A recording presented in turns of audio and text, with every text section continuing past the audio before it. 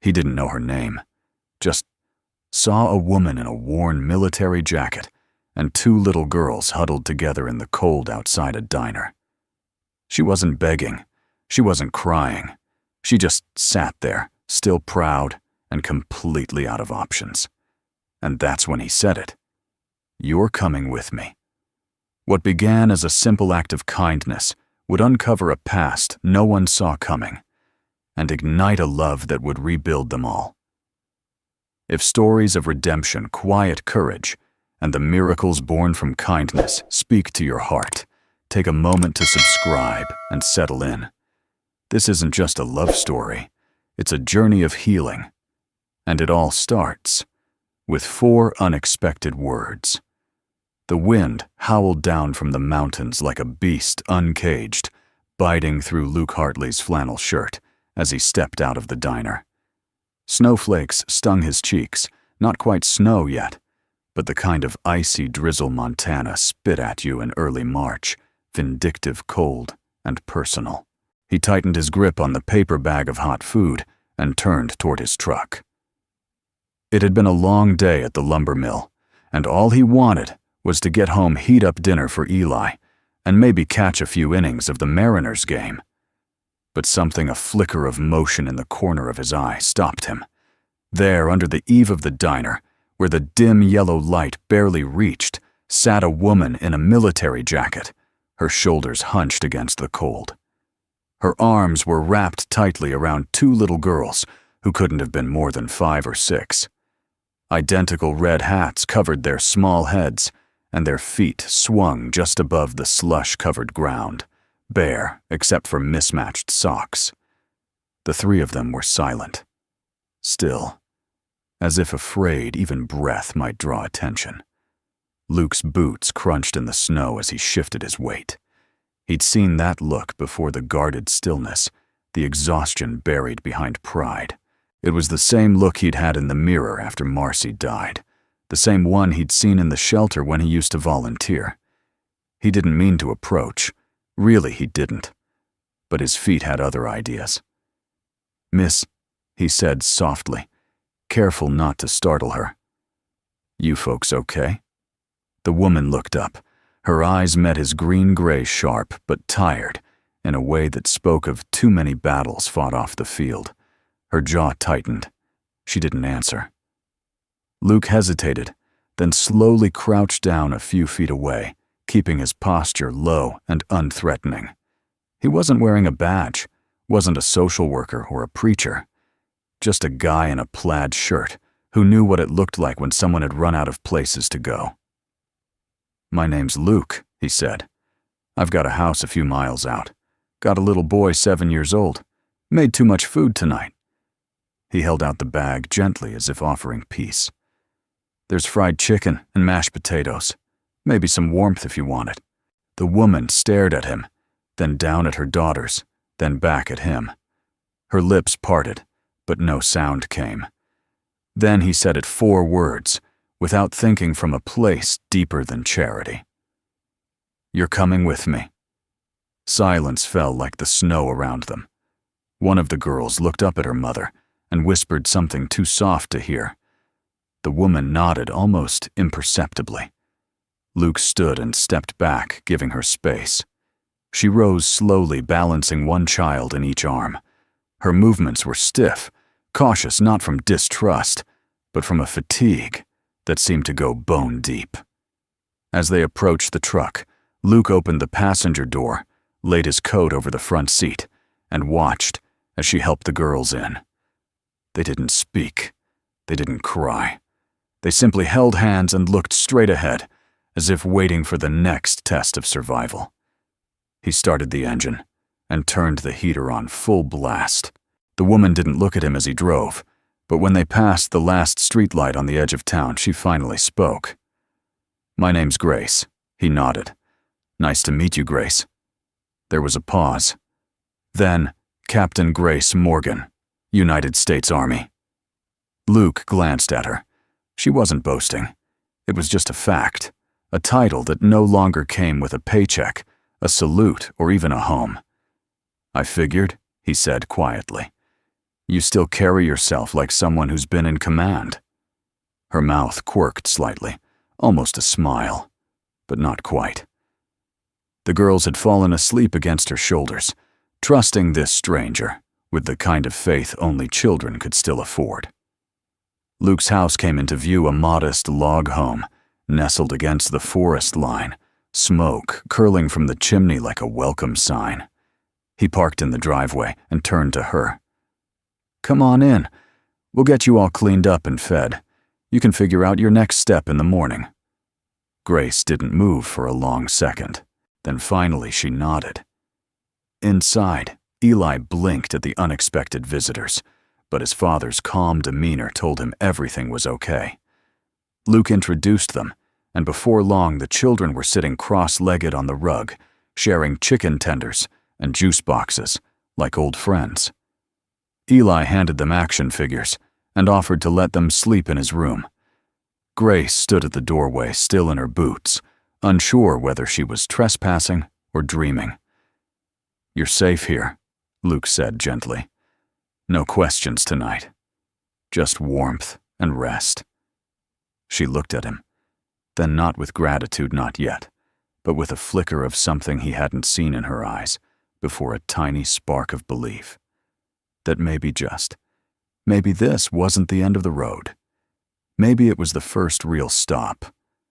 Outside, the storm finally broke loose, rain drumming hard against the roof. But inside that little home in Montana, for the first time in a long time, 3 strangers weren't running anymore. They had been invited in, and they stayed. Luke stood in the hallway, towel in hand, staring at the closed door to the guest room. He'd put fresh linens on the bed, stacked 3 soft blankets at the foot, and left a space heater humming in the corner. It wasn't much, just a small room with a creaky dresser and a nightstand, missing a drawer. But it was warm, safe, and his. He heard the soft creak of the floorboards behind him. Turning, he found Grace standing there, one daughter asleep in her arms, the other clinging to the hem of her coat. She still hadn't taken off her boots. Her hair was damp from melted snow, and her cheeks held the flush of exhaustion more than cold. "This way," Luke said, his voice low. He opened the door and stepped aside, letting her pass into the space. She laid the sleeping girl gently on the bed and coaxed the other to crawl under the covers. No good-night songs, no fairy tales, just a quiet kiss to each forehead and a whispered, "I'm right here." Luke watched her movements, methodical, protective, but tender. She sat at the edge of the mattress for a moment, staring at the wall, as if afraid the room might vanish. "You should rest too," he said softly. "You look like you haven't in days." She glanced at him. "I haven't." He nodded, unsure what to say next. He didn't want to pry, didn't want to scare her back into silence. So instead, he offered the only thing he could think of. "There's tea, if you want." She hesitated, then rose, slowly pulling the door almost shut behind her. In the kitchen, the kettle whistled softly on the stove. Luke poured 2 mugs and slid one toward her as she sat at the table. It was the first real moment they'd had to look at each other. She looked older than she probably was, not in a worn-out way, but in the way people looked when they'd lived too many lives in too short a time. Her eyes were steady, alert, but lined with fatigue. The kind of fatigue that didn't come from lack of sleep. It came from carrying too much for too long. "They're beautiful girls," he said. Grace nodded. "Ella and June. They just turned 6. Luke smiled. "Twins, identical, except for the dimples. Ella's are deeper. She thinks that makes her the boss." He chuckled. It was the first time he'd seen her smile, even just a flicker. "And your son?" she asked. "Eli. 7 going on 70. He talks to trees and reads cookbooks for fun." She blinked, almost laughed. "Sounds like a good kid." "He is. We're figuring things out. Lost his mom 3 years ago. Car fire." Grace didn't offer a pitying look, just a quiet nod of understanding. He appreciated that. For a moment, the kitchen fell into silence, filled only by the ticking of the old wall clock and the distant hum of the heater in the guest room. Luke leaned back, watching her hands wrap around the mug. She held it like it was the only warm thing she'd touched in weeks. "You're not the first person I've helped," he said after a while. "But you might be the first who didn't ask for it." "I didn't come looking for charity." "I know. I didn't even mean to stop there," she added. "The girls were hungry, and we saw the light. I didn't think anyone would notice us." Luke sipped his tea. "I didn't notice you. I saw you." That gave her pause. Her grip on the mug loosened just slightly. She looked down, then back up, meeting his gaze more directly this time. "You don't know anything about me," she said quietly. "No," he agreed. "But I know enough." Grace exhaled a breath that sounded more like surrender than relief. "I don't know how long we'll stay," she admitted. "Just a few days, maybe. Until I figure out the next step." "There's no clock on kindness," Luke said. "Stay as long as you need." For the first time, her posture relaxed. Not fully, but enough that her shoulders dropped a fraction of an inch, and her fingers stopped trembling. She glanced toward the hallway, then back at him. "They haven't slept in a warm bed in weeks," she said. Luke nodded. "Then tonight's a good night." They sat there a while longer, sipping tea, not saying much. It was the kind of silence that didn't need filling. Outside, the wind pushed against the windows. Inside, the house held its breath around them. Two souls not yet healed, but no longer entirely broken. Before she stood to return to her daughters, Grace paused. "I served 12 years, she said softly. 4 overseas. I lost good people. Came home, tried to rebuild. My husband couldn't handle who I was anymore." Luke didn't respond right away. He let the words settle heavy and raw. "You're still rebuilding," he said. "That's all right. Bricks take time." She gave a small nod, and for the first time he saw something flicker behind the weariness. Not hope. Not yet. But maybe the space for it. As she disappeared down the hall, Luke leaned back in his chair, staring at the steam rising from his half-empty cup. The house had been too quiet for too long. Now, for the first time in years, it didn't feel empty. It felt like something was beginning. He didn't know what.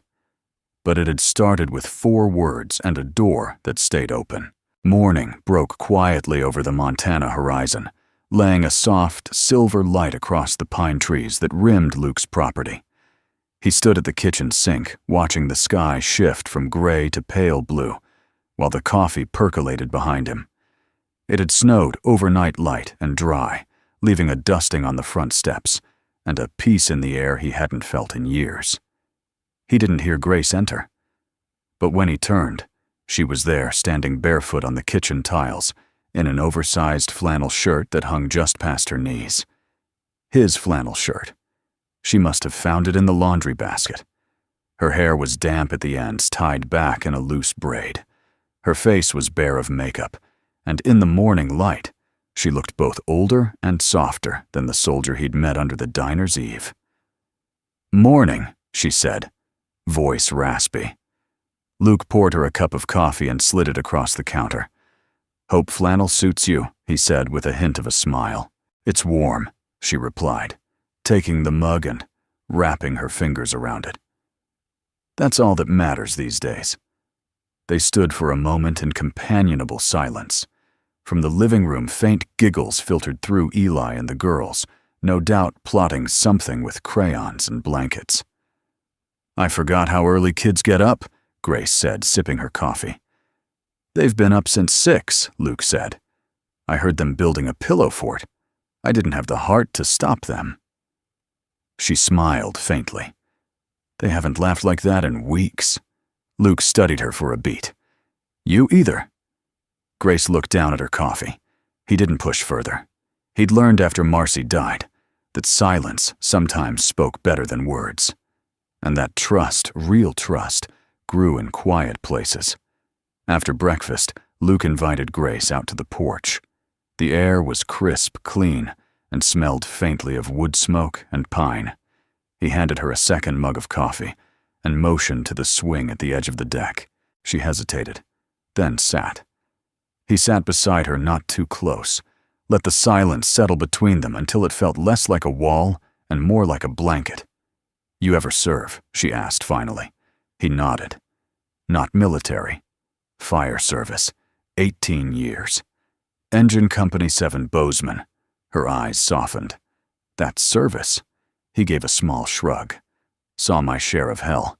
Not the kind with IEDs, but enough to know what a scream in the dark sounds like." Grace sipped her coffee slowly. The porch creaked under their combined weight. Birds chirped tentatively in the trees, testing the edges of spring. "I used to think I'd come home to something solid," she said. "We had a plan, me and Jason. He was infantry 3rd tour when we got married. After he left the Army, he started building custom bikes. I got promoted. We had the twins. I thought we were bulletproof." Luke didn't interrupt. "Turns out coming home can break you worse than combat," she added quietly. He started drinking. Got mean. Said I was more soldier than wife. I tried to hold things together for the girls, but when he left, he took more than money and stability. He took whatever was left of me." Luke exhaled. "That's a hell of a thing to come back to." "It's funny," Grace said bitterly. "I could navigate minefields, but I couldn't survive my own living room." Luke turned to face her fully. "Survival doesn't always look like a medal. Sometimes it's just waking up and getting your kids dressed." "You survived, Grace." She looked at him, really looked at him. "So did you." He nodded. "Marcy was my compass. Losing her. I wandered for a while. I think Eli anchored me without even knowing it. Kids are like that.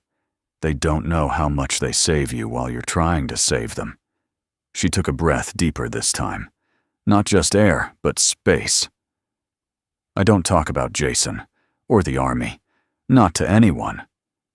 "I won't ask again," Luke said. But she shook her head. "No. I want to. I just don't remember how." A beat passed. Then another. "You don't need to tell your whole story today," Luke said gently. "But if you ever want to sit out here and say nothing, I'll sit with you." Grace smiled. It was small, tired, but real.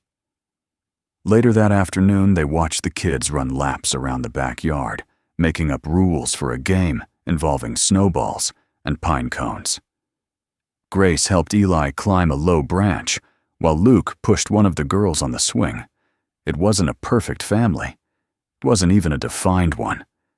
But for the first time in a long time, it felt like something close. That night, as Luke locked the front door and turned off the porch light, he passed the hallway where Grace's room sat. The door was cracked open just slightly, enough for light to spill onto the floorboards. And he realized something with startling clarity. He didn't know how long she'd stay. But he was no longer afraid of her leaving, because somehow, amid all the silence and unspoken grief, they were beginning to build something. Not out of romance, not out of obligation, but out of recognition. Two people who had once lived in command, now learning to live in kindness. The smell of sizzling butter and flour filled the kitchen before sunrise. Luke, groggy-eyed and barefoot, rubbed the sleep from his eyes as he followed the scent. He paused in the doorway, blinking in surprise. Grace stood at the stove, flipping pancakes with surprising grace for someone who 2 days ago looked like she hadn't touched a spatula in months. She wore a borrowed hoodie, Eli's oversized Montana State sweatshirt, and a pair of flannel pajama pants, cinched with a safety pin. Her braid was loose over one shoulder, and there was flour on her cheek. She looked for the first time not like a soldier or a survivor, but simply a mother. "Morning," she said, not turning around. "Hope you don't mind. The kids were up. I figured I'd make breakfast." Luke leaned against the doorframe, arms crossed. "I've never minded waking up to pancakes. This some sort of military tactic to gain control of the household." She glanced back, a smirk playing at the corner of her mouth. It's phase 1. Phase 2 involves bacon and soft power, he chuckled. Remind me to surrender before lunch. The girls were already at the table coloring in silence content. Eli sat between them wide-eyed, as if he couldn't believe his morning luck. Luke set the table while Grace worked. When they finally sat to eat, he watched her closely, not out of suspicion, but something deeper. Fascination, maybe. Or respect. She hadn't spoken much the day before. But now she laughed quietly at Eli's dinosaur impressions and reached to tuck June's hair behind her ear with the gentlest touch. It struck him how quickly the house had filled with life. It hadn't been this full since before Marcy. Before silence became normal. As the children finished and raced off to build a pillow fort in the living room, Grace began to clear the plates. You cooked, you don't clean, Luke said, reaching for the dishes. She handed him the sponge anyway. I don't like owing people. He paused. You're not a debt. That gave her pause. The kitchen grew quiet again, comfortable but also a little brittle. Grace leaned against the counter, watching the window, where snow still dusted the pine branches like powdered sugar. Luke dried a plate, set it on the rack, and said, I used to dream about moments like this. Noise in the kitchen, dishes clinking, kids arguing about whose drawing is better. Grace said nothing. I'm glad you're here, he added. I'll love you. For a moment he thought she might thank him, but instead she said, I have nightmares. Luke didn't move. Not every night. But sometimes she went on voice low and measured as if reading off a damage report. Sometimes I wake up and forget where I am. I reach for my weapon, or I call for backup. The girls are used to it. They don't cry anymore. They just wait until I breathe normal again. Luke set the towel down. Grace continued. Jason, my husband, he couldn't handle it. Said I brought the war home. Said I changed. But it wasn't war that changed me. It was surviving it. You shouldn't have had to carry that alone, Luke said quietly. I did, she replied. Still do. Not here. That made her look up. He wasn't trying to fix her. He wasn't promising anything. He was simply present. And in that presence, there was weight. I know I'm not easy, she said, almost defensively. I'm not looking for easy, he said. I'm looking for real. She looked away, then back out the window, blinking hard. I don't know how to be real anymore. Then we'll figure it out. Together. Or not. No rules here, Grace. Just time. And kindness when we can manage it. She let out a soft, tired breath. You talk like someone who's learned this the hard way. I have.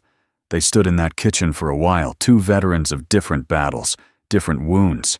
The sun crept higher, casting a warm light across the floor, across their feet, across everything that had once been cold. Then came a scream from the living room. Luke and Grace bolted, adrenaline spiking. But it was only June, dramatically upset, that Eli had knocked over a pillow tower. Grace scooped her up, kissing the girl's hair. You're safe, she whispered. It's just a game. Luke watched her, her arms steady, her voice calm, and it hit him more than ever that Grace wasn't broken. She was rebuilding. Brick by brick. Later that afternoon, Luke found something in the laundry. Grace had done something small and unexpected. A weathered rank insignia, her army captain's pin tucked in the pocket of the hoodie. The metal was scratched, dulled by time and wear. He turned it over in his hand, then placed it gently on the mantel above the fireplace. When Grace saw it there, she didn't say a word. She didn't need to. That evening, after the kids were asleep, Grace walked past the mantel, paused, then turned back. You didn't ask, she said. Didn't have to, Luke replied. That pin says enough. She stepped closer. You're not like other men I've met. That's probably good, he said, his voice dry. She didn't smile this time, but her voice was softer than before. Thank you for letting us stay. Luke met her eyes. Stay as long as you need. This house is better with you in it. And though neither said it, both knew something had shifted. The woman in uniform was still there. But now she was also Grace. The late afternoon sun filtered through the curtains in the living room, painting golden slats across the rug, where crayons and coloring books lay scattered like confetti. Grace sat cross-legged on the floor, her back resting against the couch, half watching the kids and half lost in thought. June and Ella huddled over their paper, whispering and giggling like they were planning state secrets.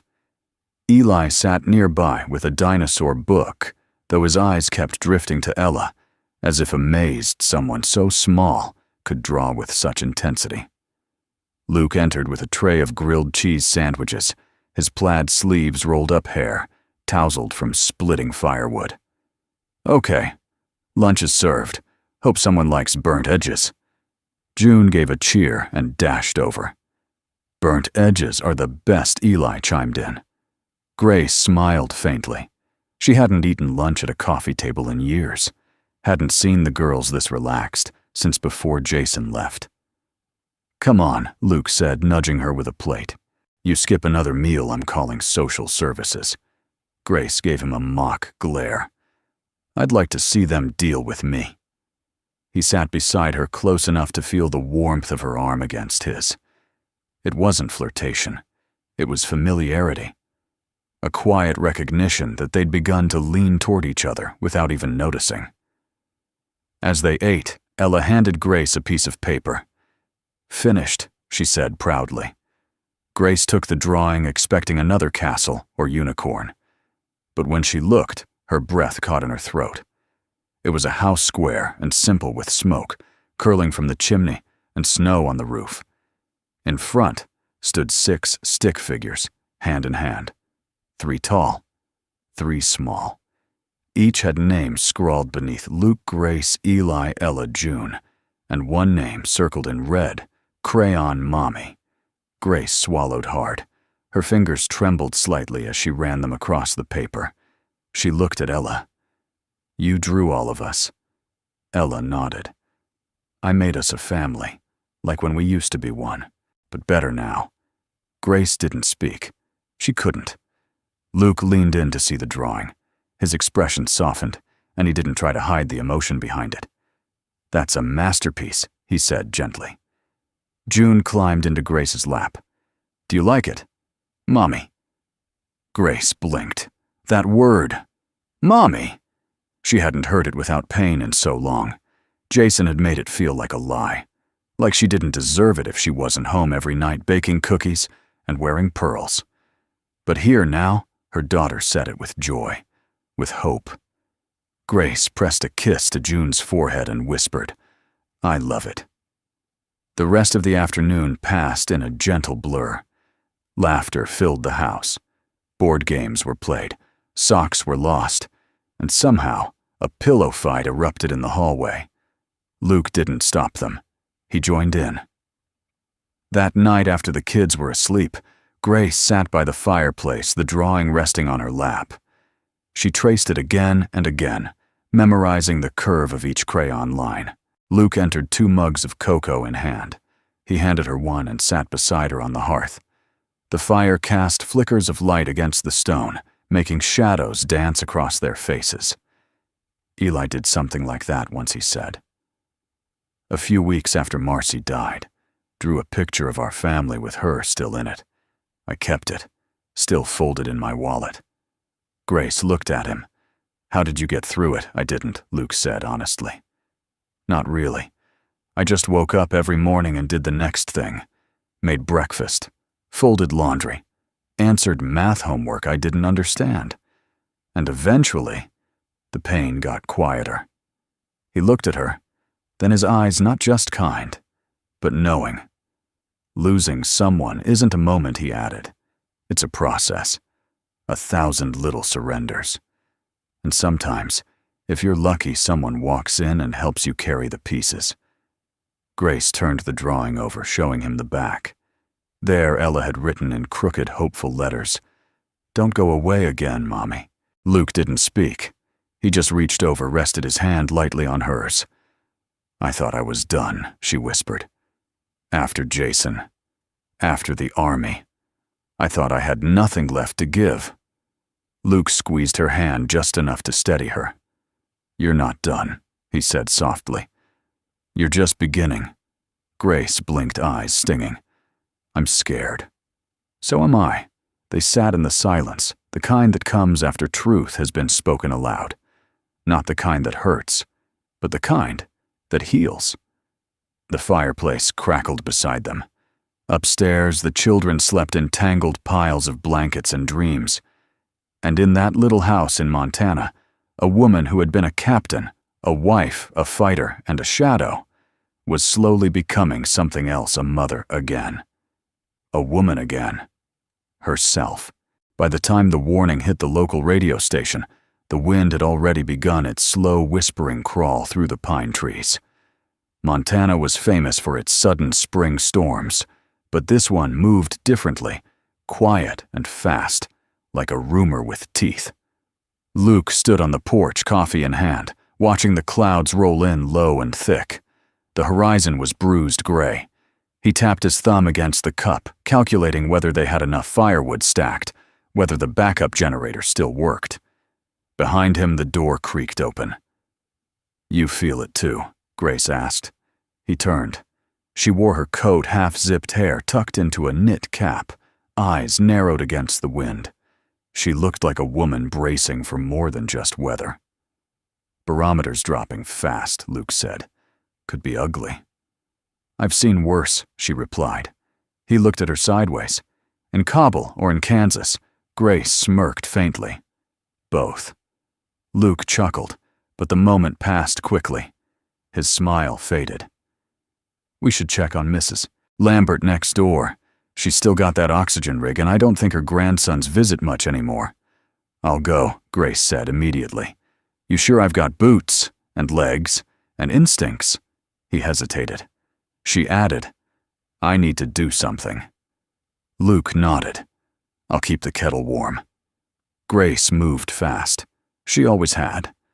Within 10 minutes, she was crossing the field toward Mrs. Lambert's tiny bungalow, bundled in Eli's old parka, carrying a thermos of hot tea and a flashlight in her coat pocket. The sky cracked open with a low guttural rumble. Luke stood by the window watching her disappear into the wind. An hour passed. The storm arrived like a wall sleet, slicing sideways trees, bending the temperature, dropping in seconds. The lights flickered.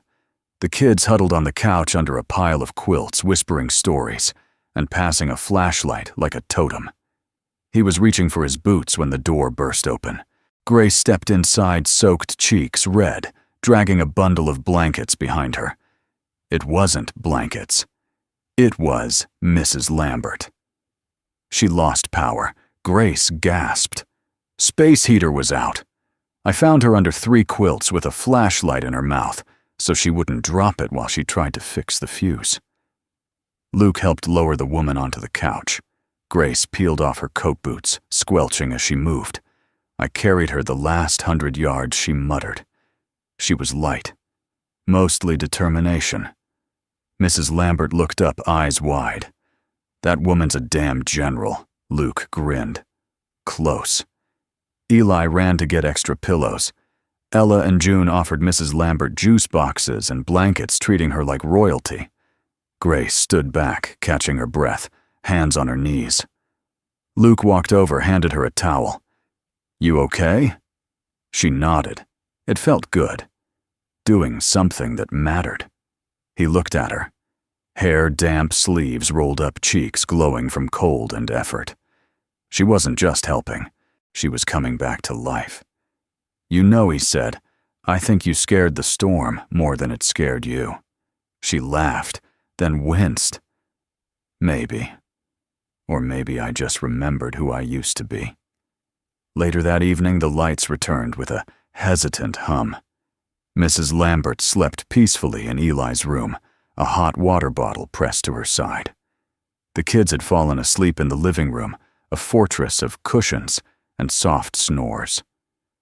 Luke found Grace sitting at the kitchen table drying her boots near the heater. He placed 2 mugs down, same as always. "Local news mentioned your name," he said, sliding over his phone. Said a former Army captain rescued a disabled senior during the power outage. She groaned. "You called the press?" "No. I think Mrs. Lambert did. She probably wants you to run for mayor." Grace shook her head. "I'm no hero, Luke." He leaned back in his chair. "No, you're not. But you're exactly what this town didn't know it needed." She sipped her cocoa, staring into the mug like it might tell her something she didn't already know. "I miss that feeling," she said after a long pause. "The feeling of doing something that meant more than just surviving." Luke nodded. "Then maybe it's time to stop just surviving." She looked at him. Really looked. For the first time since she arrived, her guard lowered completely. Her eyes didn't just soften, they shined. With gratitude. With the beginning of trust. Maybe more. "I haven't felt like myself in years," she whispered. "You don't have to go back to who you were," Luke said. "You can build something new." The wind outside quieted like it too was waiting for her answer. Grace reached across the table and touched the back of his hand. "Then maybe I'll start here." And in that small kitchen, after a day of chaos and rescue and wet boots and frightened kids, something shifted. Not loudly, but real. The storm had passed, and what remained, what always remains, if you let it, was the possibility of rebuilding. Together. The snow had melted into soft puddles along the edge of Luke's porch by the time the mail arrived, a rare sunny afternoon in early spring that coaxed green from the grass and stirred hope in the air. Luke walked back from the mailbox with a stack of envelopes in one hand, flicking through bills and flyers without much interest. But one letter stopped him. It was addressed to Grace Morgan, handwritten in a tight slanted script. No return address, but the postmark read, Fort Lewis, WA. He paused, staring at it. Grace was in the backyard, kneeling in the soil near the fence, showing the girls how to plant peas in shallow furrows. Ella was asking if flowers and vegetables could grow in the same place. June was more interested in whether worms could be kept as pets. Luke held the envelope in his hand a while longer. Then he walked out and gently handed it to Grace. "Mail call, Captain," he said lightly. She looked up, wiped her hand on her jeans, and took the letter without much thought. But the moment her eyes scanned the handwriting, something in her face changed. Just a flicker, but enough for Luke to see it. Recognition. Fear. Memory. She didn't open it right away. Instead, she tucked it into her pocket and resumed digging. Later after dinner, after the kids were asleep, Grace sat alone on the porch steps, the letter resting on her lap. The stars were out in full force, scattered across the black sky like forgotten promises. Luke joined her quietly, bringing a blanket and 2 mugs of chamomile tea. "I didn't mean to read anything," he said. "Just saw your name." "I know." He didn't push. Grace traced the edge of the envelope with her thumb. "It's from Staff Sergeant Malden," she said eventually. "He was in my company overseas. We haven't spoken since the last deployment.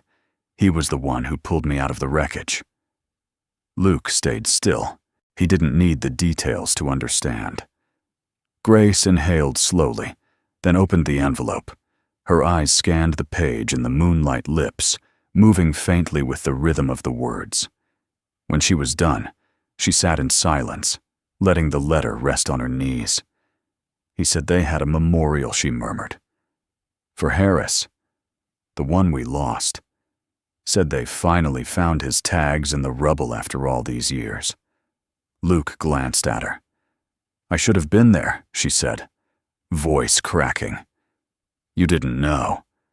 "I didn't want to know," she whispered. "I left everything behind when I came back.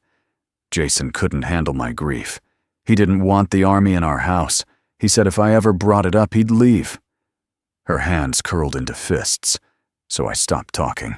About everything. I buried it so deep I forgot what it felt like to grieve out loud. Luke reached over his hand covering hers. Grace didn't pull away. He said they missed me. She continued, that no one ever called me a coward, that they still talk about me like I'm part of the unit. You are. She looked up at him, eyes glistening. I don't feel like I belong anywhere. You belong here. The words came out softer than he intended, but heavier too. They didn't float. They landed.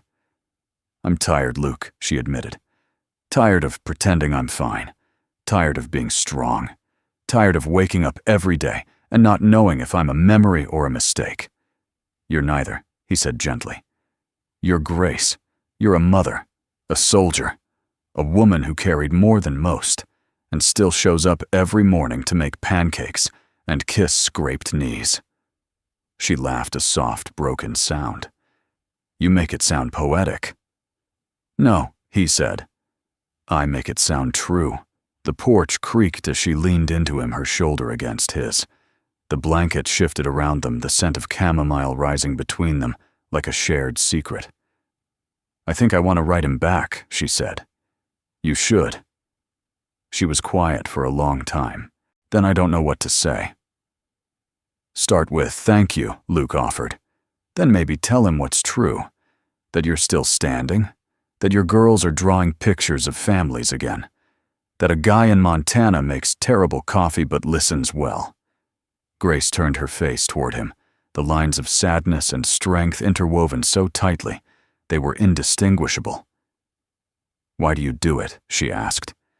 Why help me like this? Luke's eyes didn't waver. Because someone once helped me, and I couldn't repay them. So now. I pass it on. She nodded slowly. Then impulsively she leaned over and pressed a kiss to his cheek. Not romantic. Not yet. But grateful. Grounded. She stood holding the letter close and whispered, Good night, Luke. As she disappeared into the house, Luke stayed on the porch, staring up at the stars. Some letters were written on paper. Some were written in moments. And this one, this chapter in Grace's life was just beginning to unfold. The next morning was unusually quiet, the kind of quiet that clings to the walls of a house when something is about to change. Luke noticed it the moment he walked into the kitchen. The usual clatter of cereal bowls was missing, and the smell of fresh coffee had been replaced by the sterile stillness of untouched air. Eli was playing Legos alone on the rug, unusually subdued. The girls were nowhere in sight.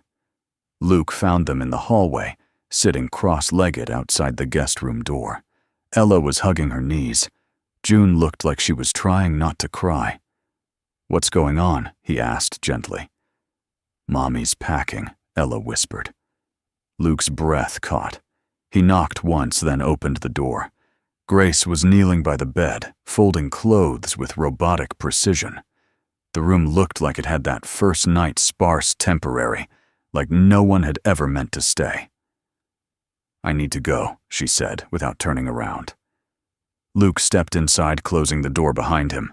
I thought we were past this. I thought so too, she said, zipping the suitcase shut. But that letter, it reminded me of everything I left behind, everything I never finished. I can't move forward if I don't face what's back there. Luke nodded slowly. So you're going back to Washington, I don't know. Maybe. There's a program for veterans in Seattle. Counseling. Transitional support. It's what I probably should have done years ago. He sat on the edge of the bed. Grace, no one here is stopping you from healing. In fact, we've been trying to help you do just that. She turned toward him, arms crossed tightly over her chest.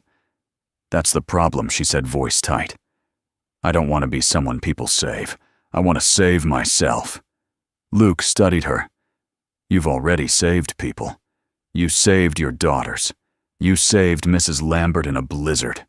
You've held this house together more than you know. That's different, she said, shaking her head.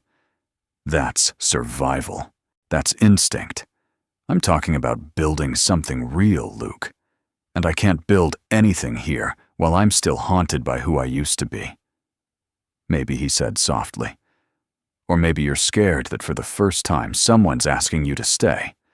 Not to serve, not to sacrifice, but just to be loved. The words hung in the air like a held breath. Grace looked away, jaw tightening. You think love is enough to fix someone like me? No, Luke said. But I think love can remind you that you're worth fixing. Silence again. Then faintly from the hallway, Mommy Grace closed her eyes. Her hand gripped the suitcase handle like it was a lifeline. She opened the door to find her daughters standing there, small backpacks slung over their shoulders. June held a drawing in her hand, the same one with the house and the 6 stick figures. We're ready to go, June said bravely. Grace knelt down, trying to smile. Oh, sweetheart. You don't have to. I want to stay, Ella interrupted. Grace looked up, startled. I don't want to go to another place, Ella continued. I like it here. It smells like pancakes. And the lights don't flicker when it rains. Grace's throat tightened. We made friends here, June added. We have toys that don't fit in our bags. Luke stood in the doorway watching. Grace reached for the drawing in June's hand, smoothing it out gently. The red crayon circle around Mommy looked suddenly like a spotlight. Why did you draw me like that? She asked softly. Because that's how we see you now, June said. Grace swallowed. Hard.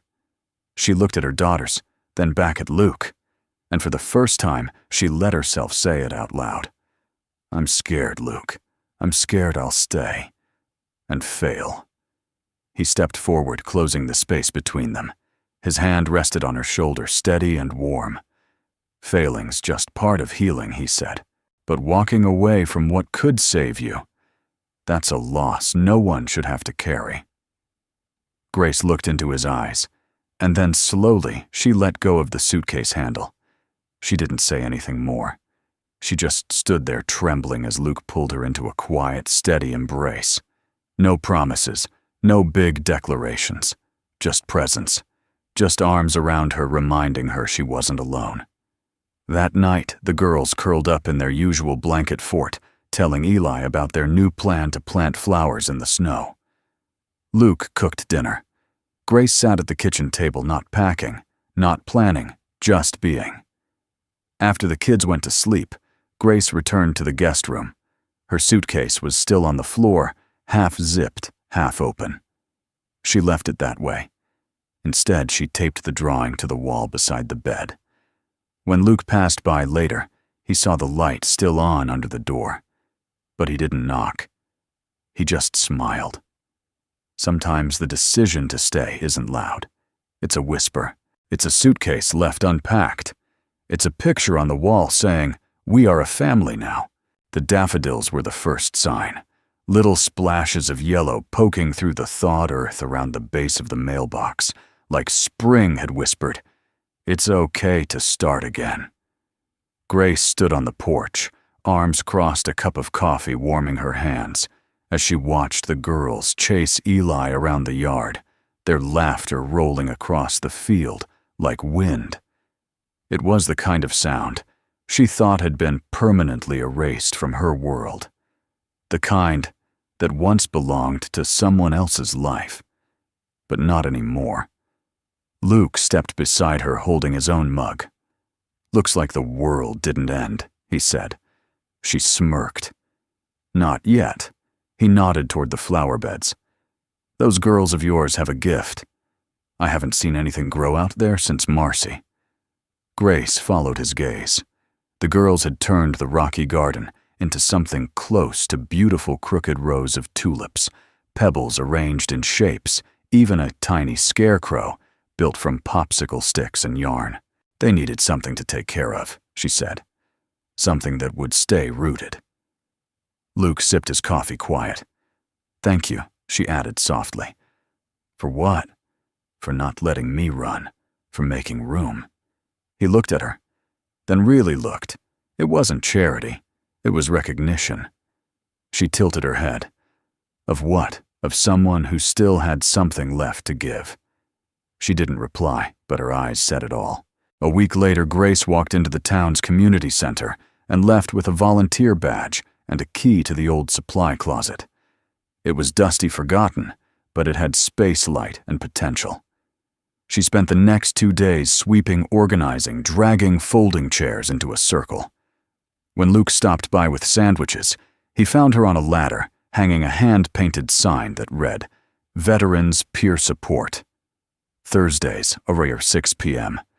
No ranks, no rules, just respect." "You really don't do anything halfway, do you?" he said, passing her a sandwich. Grace shrugged, taking a bite. "People like me, we don't need therapy buzzwords. We need chairs, a space. Coffee strong enough to dissolve trauma." "Sounds like you've found your mission." She hopped off the ladder, brushed off her hands. "I didn't come here looking for one. But maybe I was never supposed to stop serving, just had to change the battlefield." He reached over and smoothed a bit of paint from her cheek. "Looks good on you, this purpose." She held his gaze a second longer than necessary. "Thanks," she said. Then, almost as an afterthought, "You should come by sometime. You don't have to be military to have ghosts." Luke chuckled. "I'll bring the coffee." Back at the house, spring cleaning had become a family affair. Eli organized books by color. June sorted mismatched socks like it was a mission from NASA. Ella declared war on dust bunnies. And Luke built something. It started as a spare tool shed. But by the weekend, it had walls, insulation shelves, even a wood-burning stove. "What is it?" Grace asked one afternoon, hands on her hips, squinting at the pinewood walls. Luke wiped sweat from his brow. "A space. For you. For the kids. For us." She raised an eyebrow. "Us?" He hesitated. "Look, I'm not proposing. Yet. But I figured, maybe we stop pretending you're temporary." Grace leaned against the doorway, arms crossed. "And if I say I'm not ready for us yet," Luke nodded, unbothered. "Then it's a really nice reading room." She laughed, an honest, unguarded laugh that reached all the way to her eyes. Later that night, she found a piece of paper tacked to the wall of the new room. In Luke's handwriting it read, "The family room. Open for quiet thoughts. Loud games, burnt cookies, old stories, new beginnings." She folded the paper and held it to her chest for a moment, before slipping it into her journal. In May, Grace stood in front of the town library, wearing a blue blouse and jeans, holding the hands of her 2 daughters, while Luke and Eli waited nearby. The library was hosting a hometown heroes night. She'd been nominated without her knowledge. Mrs. Lambert had sent in the story. Grace tried to escape before her name was called, but Ella tugged her hand and whispered, "Please go, Mommy. They need to see what strong looks like." So Grace stepped up. She didn't talk about war. She didn't talk about loss. She talked about rebuilding, about a man who told her, "You're coming with me," and didn't mean rescue, he meant belonging. About children who taught her to laugh again. About Montana soil and paper drawings taped to bedroom walls. She finished with one sentence. "I thought I came here to survive, but I stayed. To live." The crowd stood. Luke stood. And when she stepped down, she walked straight into his arms, not hiding, not hesitating. Just home. The morning of the wedding dawned cool and quiet. The Montana sky brushed in soft pastels, like someone had dipped their fingers in spring and painted it gently across the horizon. Grace stood barefoot on the wooden porch, still in her robe, coffee in hand. She stared at the field, where wildflowers had begun to bloom, tiny bursts of yellow lavender and white swaying in the breeze like nature's own confetti. Behind her, the house buzzed with hushed chaos. June and Ella were already in their dresses arguing over who would drop petals and who would hold the rings. Eli had taken his role as best man in charge of snacks far too seriously, and was currently restocking the lemonade table with military precision. Luke, true to form, was calm, steady, the eye in the storm of tulle and frosting. Grace didn't know how he managed to look so composed with a tie slung loose around his neck and a boutonniere made of pine and thistle pinned slightly crooked to his chest. But he did. Of course he did. She smiled, sipping her coffee, letting the warmth sink deep. She never thought this day would come, not because she didn't believe in love, but because she had stopped believing it was something she deserved. She heard the screen door creak and turned to see Mrs. Lambert shuffle out her oxygen tank, humming softly, dressed in her Sunday best and wearing a pair of sunglasses shaped like hearts. Well, she said, I lived through 2 husbands, a tornado, and disco, but I'll say this today is something special. Grace chuckled. High praise. I just came to tell you, the older woman added. Don't look too serious up there. Smile like you mean it.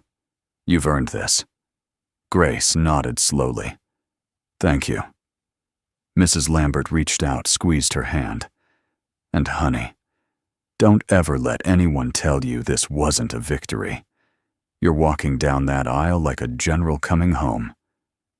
Grace blinked away sudden tears and kissed the woman's cheek. Inside, she dressed alone. No big mirror. No ivory gown with a train long enough to trip over. Just a simple fitted dress the color of wild cream, a denim jacket over her shoulders, and her army pin discreetly fastened at the collar.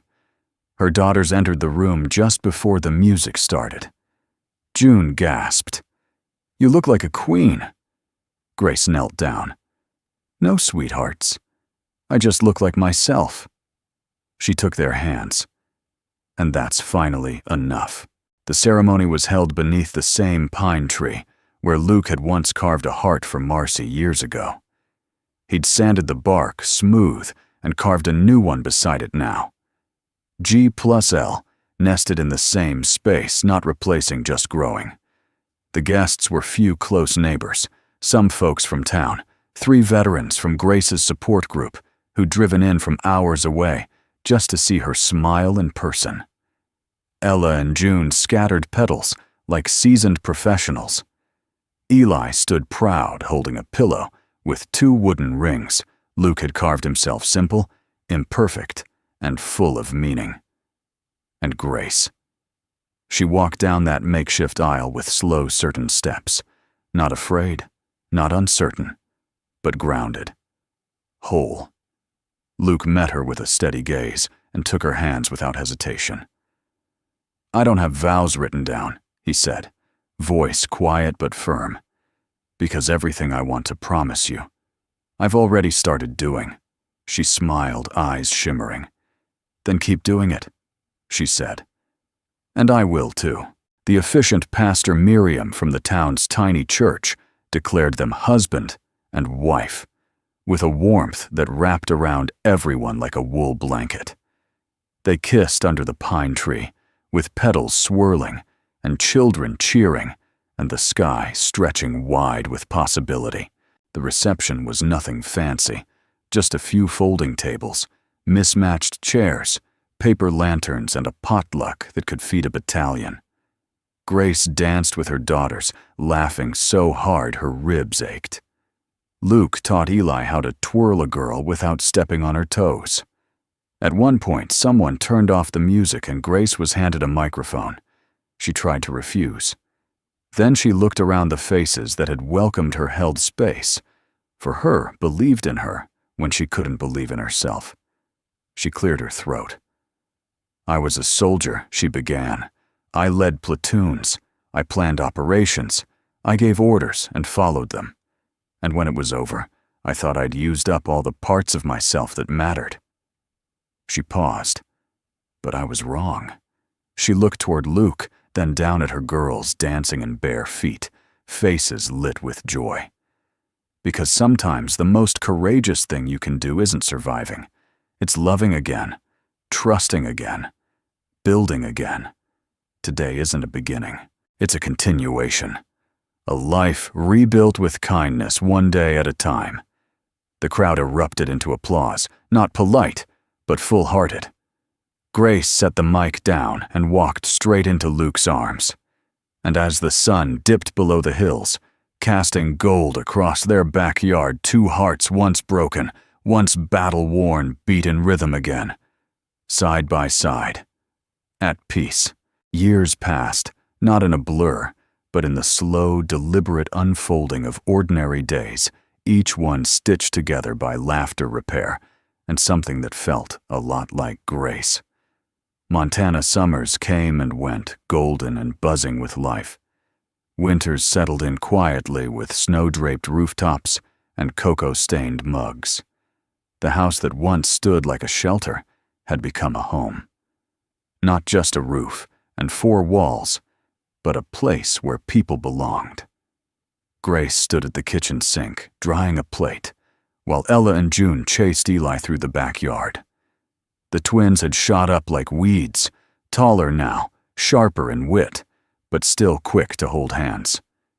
Eli had taken to calling them his Chaos Squad, and they wore the title proudly. The radio hummed softly in the background, some old John Denver song Luke insisted on keeping in the rotation. The dog barked at nothing.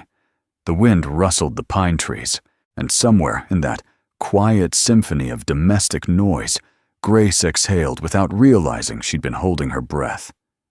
"Hey, sweetheart." Luke called from the back door, a clipboard in one hand and a pencil tucked behind his ear. "They want you to speak again. At the state veterans event this fall." "You in?" She turned, arching a brow.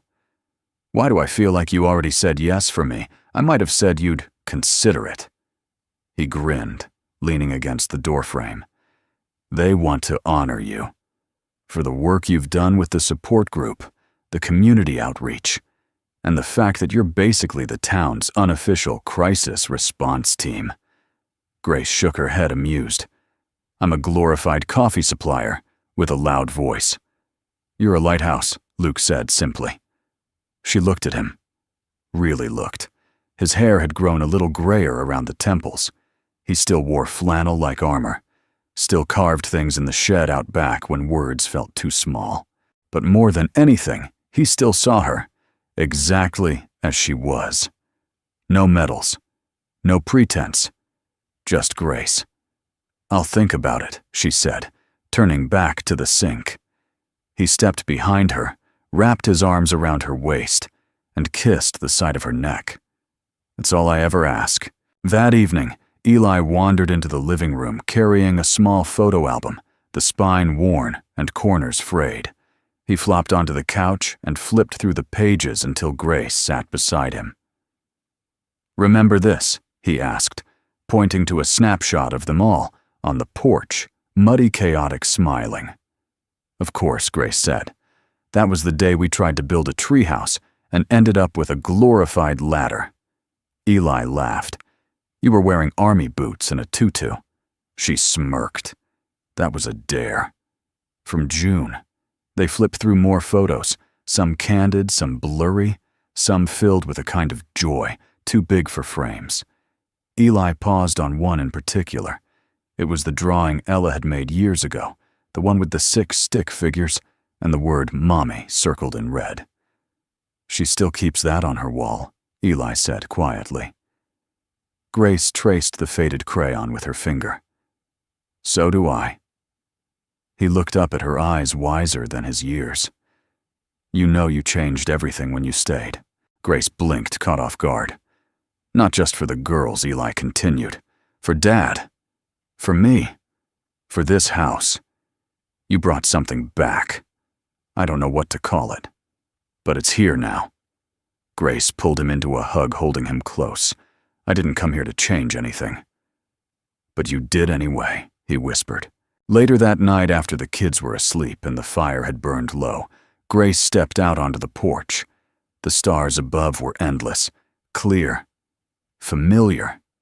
She pulled her jacket tighter and walked barefoot through the damp grass to the little garden by the shed. Tulips still bloomed there, stubborn and soft. A small wooden bench sat beneath the pine tree, the same one where she and Luke had exchanged vows. She sat down, staring up at the sky, and let the quiet settle over her like a second skin. So much had changed, and yet so much hadn't. She was still Grace, still flawed, still learning how to be soft without breaking, still a little scared, but no longer running. Behind her, Luke joined her without a word. He sat shoulder to shoulder, their silence full of shared years. "You ever wonder," she said softly, "what would have happened if you hadn't stopped at that diner?" He chuckled. "Every day. What do you think we'd be doing now?" He thought for a moment. "I think I'd still be making bad coffee. And I think you'd still be saving people. But we'd both be lonelier, less whole." She nodded. "Funny, isn't it? How 4 words can change everything." He smiled. "You're coming with me." Grace leaned her head against his shoulder.